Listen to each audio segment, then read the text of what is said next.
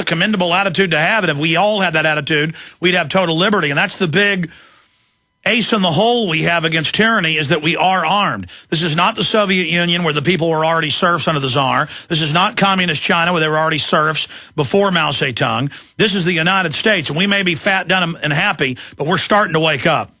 Amen, sir. You have a nice day. All right, good to hear from you, Virgil. Will in Ohio. Will, you're on the air. Hello, Alex.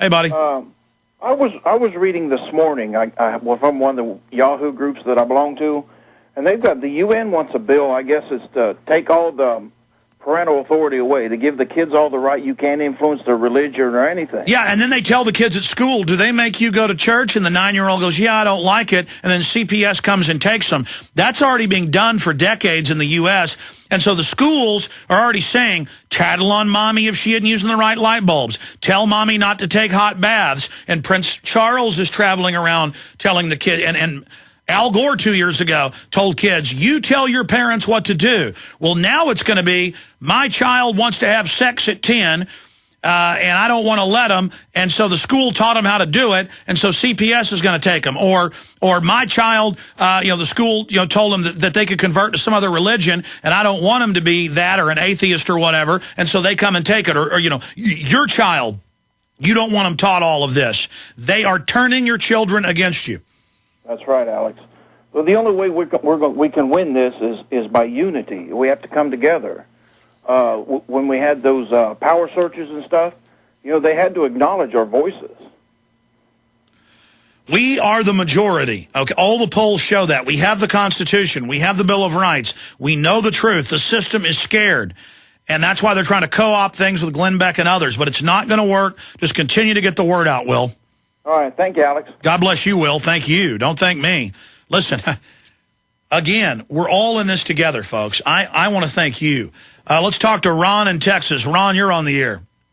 Alex, pleasure to speak with you. I am a newly awakened patriot, thanks to you and several others out there in my own investigations. And I'm ticked off, to be honest with you. Where, like the last caller just says, we're only going to survive there.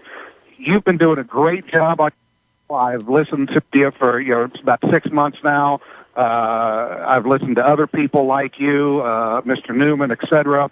But are we just going to continue talking about it? I mean, you can get all the information out there to everybody, and I know you don't want an armed revolution in this country. God forbid that ever happens. But at the same time, we're on the brink of a third world war that could possibly wipe us all out. And if we're going to put people in the local governments that's going to stop this tyranny, if we're going to put people into the county governments, et cetera, that's going to take years. We don't have years. What are we supposed to do? Well, again, a very important question, and let me try to be as simple as possible. We always spend our time and energy, upwards of 60% turnouts, and more money spent than all the states combined on these presidential elections, and we have on average about an 8.2 turnout at the county and city level. And the feds and the globalists and the offshore corporations, they're spending most of their money actually now in lobbying. They've shifted it to the states to block us, and they're demonizing the states' rights movement. It could only take 3 or 4 years or the next 2 election cycles to really checkmate the globalist at the state level. So we fight on all fronts. But when you talk about, we don't have time, what do? They had the lowest level of flu last year, flu deaths, because we had the lowest level of inoculations. It's the inoculations, all the studies show, that are actually killing people and making most of them sick. Hardly anybody took the H1N1 shot. It's come out now that it's a hoax. We've got to expose it again this year. They're just brazenly coming out saying you got to take H1N1 again. We're going to combine it with a regular flu shot. They're going to hype the fear again. We've got to expose the tenfold increase in seizures, brain damage, give people the mainstream news articles, the British Medical Journal, the EU Commission's admissions, how the big pharma's paying off the politicians. We're not going to beat this overnight, but when we actually got involved and people put up flyers all over the world exposing the deadly flu shots, we kick their butt in this battle. And if we just keep battling, and realize that it's an incremental fight, we're going to climb this hill, take the machine gun nest, and defeat the enemy. We've already gone over the whole major mountain range. We're up to the big final mountain. The enemy's got its guns up at the top shooting at us, and it's going to be hell going up that mountain, but we don't have a magic helicopter to take us up to the top. We've got to fix things by fixing ourselves, by not being decadent, by not being evil, by not being corrupt, by dedicating time and energy, not looking for silver bullets, but simply putting one foot in front of the other. And it's that process that's going to fix this. Look, I mean, they're trying to push an Iran strike. People are exposing it. They may not get away with it. All the polls are against the wars, so they've had to lie and claim the war's over. We've got to point out that's a lie now. They're always going to come back, but we're gaining ground now. The establishment is losing ground. And so every time the people get motivated and take action, we have victory. The system stonewalls like we have no power, but more and more we see them finally collapse right at the moment that they look like they're invincible. Stay there. I'm going to come back to you.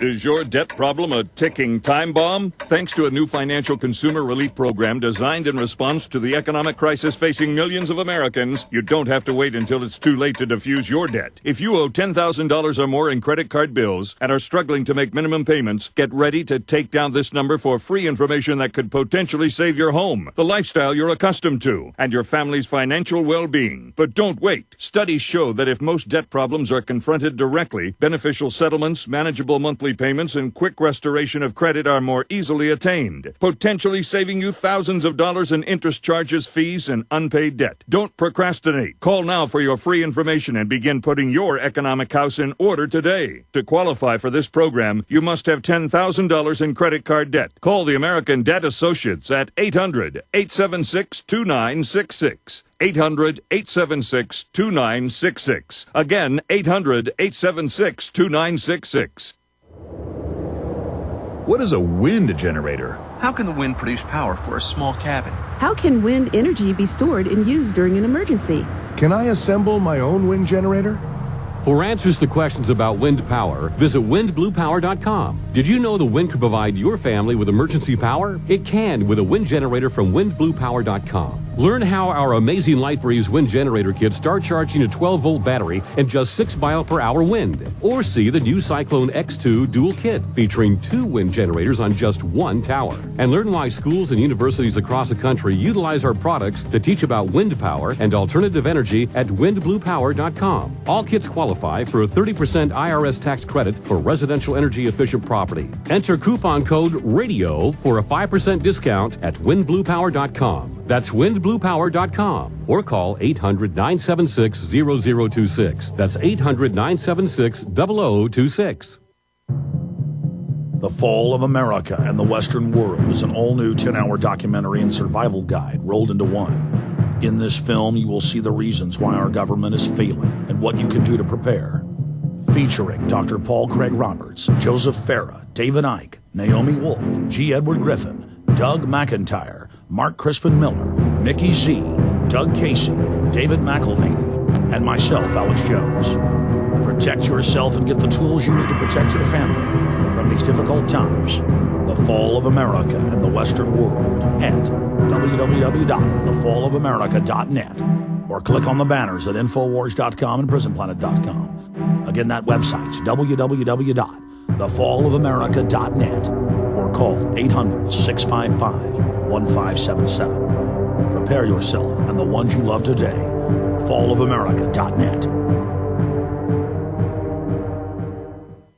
Attention, this is a special alert to all Americans who owe $10,000 or more in back taxes to the IRS. The IRS is now accepting reduced settlements from people who owe back taxes and dramatically lowering amounts owed. Due to the financial crisis in America, the IRS has announced a leniency plan in recognition of consumers' financial troubles in today's economy. If you owe $10,000 or more in back taxes to the IRS, an open phone line has been established by American Tax Settlement for you to call and see if you qualify for a reduction by up to 75%. Number to call is 800-900 800-902-6969. Again, the IRS is now accepting reduced settlements from consumers who owe back taxes in response to the decline in today's economy. If you are struggling with $10,000 or more in back taxes to the IRS, you now may be eligible for a dramatic reduction by up to 75% and save thousands of dollars. For free information and to see if you qualify, call the open phone line into American Tax Settlement now. 800-902-6969. 800-902-6969. Again, 800-902-6969.